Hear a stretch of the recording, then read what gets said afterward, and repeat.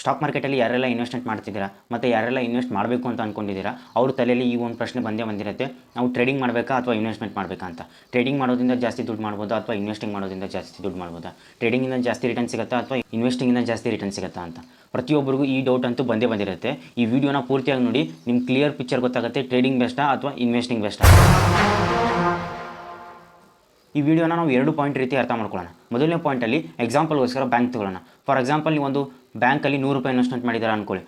ಆ ಬ್ಯಾಂಕಲ್ಲಿ 10% rate of interest ಕೊಡ್ತಾ ಇದ್ದೇನೆ ಅಂದ್ಕೊಳ್ಳಿ. ನಿಮ್ಮ 100 ರೂಪಾಯಿಗೆ 10% ಅಂದರೆ 110 ಆಯಿತು. ಅಂದರೆ ನಿಮ್ಮ ಅರ್ನಿಂಗು 110 - 100 = 10 ಅಂತ. ಅಂದರೆ ಈ ಬ್ಯಾಂಕಲ್ಲಿ ನೀವು 10 ರೂಪಾಯಿ ದುಡಿಯೋದಕ್ಕೋಸ್ಕರ 100 ರೂಪಾಯಿನ ಪ್ರೈಸ್ ಪೇ ಮಾಡಿದ್ದೀರಾ ಅಂತ. ಇವಾಗ ಈ ಬ್ಯಾಂಕ್ನ ಪಿ ನೋಡೋಣ. ಪಿ ಹೇಗೆ ಬರುತ್ತೆ? Price upon earning. ಈಗ ಈ ಬ್ಯಾಂಕಲ್ಲಿ ನೀವು ಪೇ ಮಾಡಿರೋ ಪ್ರೈಸ್ ಎಷ್ಟು? 100 ರೂಪಾಯಿ. ಅದರಿಂದ ಅರ್ನ್ ಆಗಿರೋದು 10 ರೂಪಾಯಿ. ಅಂದರೆ 100 / 10 = 10. ಇವಾಗ ಈ ಬ್ಯಾಂಕ್ನ ಪಿ ಆಯಿತು 10. ಅಂದರೆ ಈ ಬ್ಯಾಂಕಲ್ಲಿ ನೀವು 1 ರೂಪಾಯಿ ದುಡಿಯೋದಕ್ಕೋಸ್ಕರ 10 ರೂಪಾಯಿನ ಪೇ ಮಾಡ್ತಾ ಇದ್ದೀರಾ ಅಂತ. ಅಂದರೆ ಎವ್ರಿ 1 ರೂಪಾಯಿ ದುಡಿಯೋದಕ್ಕೋಸ್ಕರ ಈ ಬ್ಯಾಂಕಲ್ಲಿ 10 ರೂಪಾಯಿನ ನೀವು ಪೇ ಮಾಡ್ತಾ ಇದ್ದೀರಾ. ಇದನ್ನು ನಾವು ಪಿ ಅಂತ ಕರಿತೀವಿ. ಈ ಬ್ಯಾಂಕಲ್ಲಿ ಇಂಟ್ರೆಸ್ಟ್ ರೇಟು ಸೇಮ್ ಆಗಿರೋದ್ರಿಂದ ಪಿ ಕೂಡ ಸ್ಟೇಬಲ್ ಆಗಿರುತ್ತೆ. ಅದೇ ಒಂದು ಕಂಪ್ನಿಯಲ್ಲಿ ನೀವೇನಾದರೂ ಇನ್ವೆಸ್ಟ್ಮೆಂಟ್ ಮಾಡ್ತಿದ್ದೀರಾ ಅಂದರೆ ಆ ಕಂಪ್ನಿಲಿ ಪಿ ಸೇಮ್ ಆಗಿರಲ್ಲ. ಯಾಕಂದರೆ ಆ ಕಂಪನಿಯ ಶೇರ್ ಪ್ರೈಸು ಮೇಲೆ ಕೆಳಗೆ ಫ್ಲಕ್ಚುಯೇಟ್ ಆಗ್ತಿರುತ್ತೆ. ಅದರಿಂದ ಪಿನೂ ಕೂಡ ಫ್ಲಕ್ಚುಯೇಟ್ ಆಗುತ್ತೆ. ಈ ಸಮಯದಲ್ಲಿ ಹೇಗೆ ಮಾಡೋದು ಅಂದರೆ, ಈಗ ಕಂಪನಿ ಅರ್ನಿಂಗ್ ಹೇಗೆ ಗೊತ್ತಾಗುತ್ತೆ ಹೇಳಿ? ಈ ಕಂಪ್ನಿ ಲಾಭ ಮಾಡ್ತಿದ್ದಾನ ಲಾಸ್ ಮಾಡ್ಕೊತಾ ಇದ್ದಾನೆ ಅಂತ ನಮ್ಗೆ ಹೇಗೆ ಗೊತ್ತಾಗುತ್ತೆ ಹೇಳಿ? ಆ ಕಂಪನಿಯ ಕ್ವಾರ್ಟರ್ಲಿ ರಿಸಲ್ಟ್ಸ್ ನೋಡಿದಾಗ. ಈ ಕ್ವಾರ್ಟರ್ಲಿ ರಿಸಲ್ಟ್ಸು 3 ತಿಂಗಳಿಗೆ ಒಂದು ಸಲ ಬರುತ್ತೆ. ಈ ಕ್ವಾರ್ಟರ್ ಟು ಕ್ವಾರ್ಟರ್ ಕಂಪೇರ್ ಮಾಡಿ ನೋಡ್ತೀವಿ, ಇಯರ್ ಟು ಇಯರ್ ಕಂಪೇರ್ ಮಾಡಿ ನೋಡ್ತೀವಿ. ಆವಾಗ ನಮಗೆ ಕಂಪ್ನಿ ಲಾಭ ಮಾಡ್ತಿದೆಯಾ ನಷ್ಟ ಮಾಡ್ತಿದೆಯಾ ಅಂತ ಗೊತ್ತಾಗುತ್ತೆ. ಇವಾಗ ಶೇರ್ ಪ್ರೈಸ್ ಮೇಲೆ ಹೋಗೋದಕ್ಕೆ ಏನು ಕಾರಣ ಹೇಳಿ? ಶೇರ್ ಪ್ರೈಸ್ ಮೇಲೆ ಹೋಗೋದಕ್ಕೆ 2 ಕಾರಣ. ಒಂದು, ಅರ್ನಿಂಗ್. ಕಂಪನಿಯ ಅರ್ನಿಂಗು ಇನ್ಕ್ರೀಸ್ ಆಗ್ತಾ ಇರಬೇಕು ಇಯರ್ ಆನ್ ಇಯರ್, ಆವಾಗ ಶೇರ್ ಪ್ರೈಸ್ ಮೇಲೆ ಹೋಗುತ್ತೆ. ಇನ್ನೊಂದು ಪಿ. ಈ ಪಿ ಎಮೋಷನ್ ಅಂತಲೂ ಕರಿತೀವಿ. ಅಂದರೆ ಜನ ಫ್ಯೂಚರಲ್ಲಿ ಇವನು ಅರ್ನಿಂಗ್ ಮಾಡ್ತಾನೆ, ಫ್ಯೂಚರಲ್ಲಿ ಈ ಕಂಪ್ನಿ ಚೆನ್ನಾಗಿ ಬೆಳೆಯುತ್ತೆ, ಚೆನ್ನಾಗಿ ಅರ್ನಿಂಗ್ ಮಾಡುತ್ತೆ ಅಂತ ಇವಾಗಲೇ ಇನ್ವೆಸ್ಟ್ಮೆಂಟ್ ಮಾಡ್ತಿರ್ತಾರೆ. ಇವಾಗಲೇ ಹೈ ವ್ಯಾಲ್ಯೂಯೇಷನ್ ಕೊಡೋದಕ್ಕೆ ರೆಡಿ ಇರ್ತಾರೆ, ಹೈ ಪ್ರೀಮಿಯಮ್ ಕೊಟ್ಟು ಬೈ ಮಾಡ್ತಾ ಇರ್ತಾರೆ. ಫಾರ್ ಎಕ್ಸಾಂಪಲ್ ರಿನ್ಯೂಬಲ್ ಎನರ್ಜಿಯಲ್ಲಿರೋ ಪಿ ನೋಡಿ ನೀವೇ ಶಾಕ್ ಆಗ್ತೀರಾ.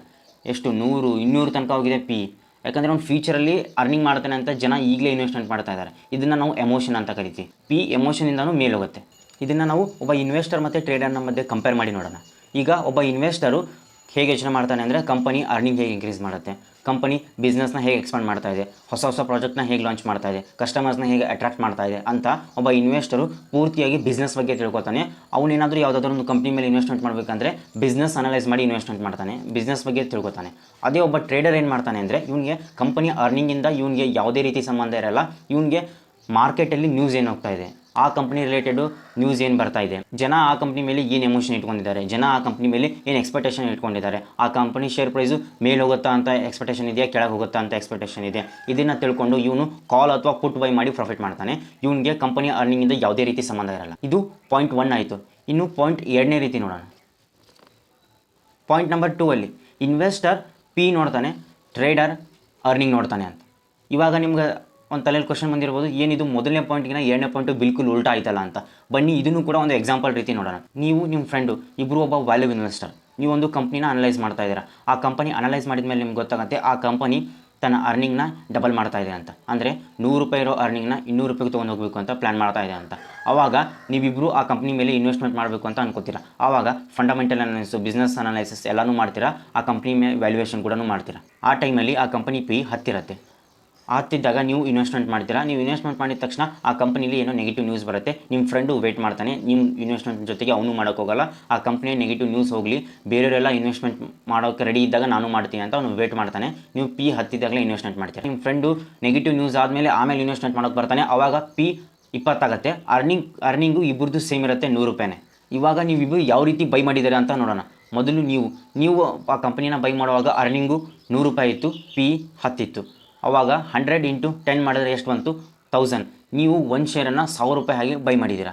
ಇನ್ನೊಬ್ಬರು ನಿಮ್ಮ ಫ್ರೆಂಡು ಅವ್ರು ಬೈ ಮಾಡುವಾಗ ಅರ್ನಿಂಗು 100 ಇತ್ತು, ಪಿ 20 ಆಗಿತ್ತು. ಅಂದರೆ 100 × 20 ಮಾಡಿದರೆ 2000 ಬಂತು. ನಿಮ್ಮ ಫ್ರೆಂಡು ಬೈ ಮಾಡುವಾಗ 2000 ರೂಪಾಯಿ ಪರ್ ಶೇರ್ ಹಾಗೆ ಬೈ ಮಾಡಿದ್ದಾನೆ. ಈಗ 2 ವರ್ಷ ಬಿಟ್ಟು ನೋಡ್ತೀವಿ, ನೀವು ಅಂದ್ಕೊಂಡು ಹಾಗೆ ಕಂಪನಿ ತನ್ನ ಅರ್ನಿಂಗ್ನ ಡಬಲ್ ಮಾಡಿದೆ. ಇವಾಗ ನೀವಿಬ್ಬರು ಆ ಕಂಪನಿಯ ಶೇರ್ಸ್ನ ಸೆಲ್ ಮಾಡಬೇಕು ಅಂತ ಅಂದ್ಕೊಂಡಿದ್ದೀರಾ. ಯಾಕಂದರೆ ಅಲ್ಲಿರೋ ಮ್ಯಾನೇಜ್ಮೆಂಟು ಕಂಪ್ಲೀಟಾಗಿ ಚೇಂಜ್ ಆಗಿದೆ. ಮುಂಚೆ ಇದ್ದ ಮ್ಯಾನೇಜ್ಮೆಂಟು ಈ ಮ್ಯಾನೇಜ್ಮೆಂಟು ಬೇರೆ ಆಗಿದೆ.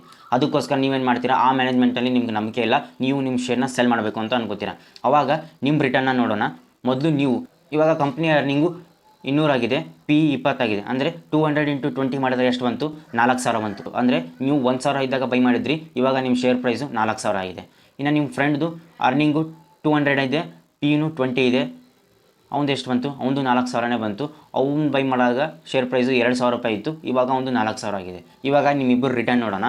ನಿಮ್ಮ ಶೇರ್ ಪ್ರೈಸು 1,000 ರೂಪಾಯಿ ಇದ್ದಾಗ ಬೈ ಮಾಡಿದ್ರಿ, 4,000 ರೂಪಾಯಿಗೆ ಸೆಲ್ ಮಾಡಿದ್ದೀರಾ. ನಿಮ್ಮ ಫ್ರೆಂಡು ಶೇರ್ ಪ್ರೈಸ್ 2,000 ಇದ್ದಾಗ ಬೈ ಮಾಡಿದ್ರು, ಇವಾಗ 4,000 ಇದ್ದಾಗ ಸೆಲ್ ಮಾಡ್ತಾ ಇದ್ದಾರೆ.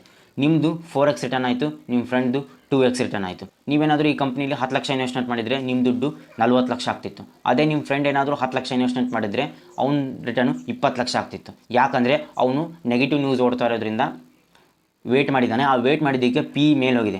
ಪಿ ಜಾಸ್ತಿ ಆಗಿರೋದ್ರಿಂದ ನಿಮ್ಮ ಫ್ರೆಂಡ್ ರಿಟರ್ನು ಕೂಡ ಕಡಿಮೆ ಆಗಿದೆ. ಇದೇ ಕಾರಣದಿಂದ ಒಬ್ಬ ಇನ್ವೆಸ್ಟರು ಕಂಪನಿ ಅರ್ನಿಂಗ್ ಮೇಲೆ ಫೋಕಸ್ ಮಾಡ್ತಾನೆ. ಅದೇ ರೀತಿ ಪಿನ ಬೈಯಿಂಗ್ ಟೈಮಾಗಿ ಯೂಸ್ ಮಾಡ್ತಾನೆ. ಅಂದರೆ ಅವನು ಕಡಿಮೆ ಪಿ ಇದ್ದರೆ ಬೈ ಮಾಡೋದಕ್ಕೆ ಪ್ರಿಫರ್ ಮಾಡ್ತಾನೆ. ಅದೇ ಒಬ್ಬ ಟ್ರೇಡರ್ ಬಗ್ಗೆ ಹೇಳಬೇಕಂದ್ರೆ ಅವನು ಕೂಡ ಅರ್ನಿಂಗ್ ಮೇಲೆ ಫೋಕಸ್ ಮಾಡ್ತಾನೆ. ಆದರೆ ಅವ್ನು ನೋಡೋ ದೃಷ್ಟಿ ಬೇರೆ ಇರುತ್ತೆ.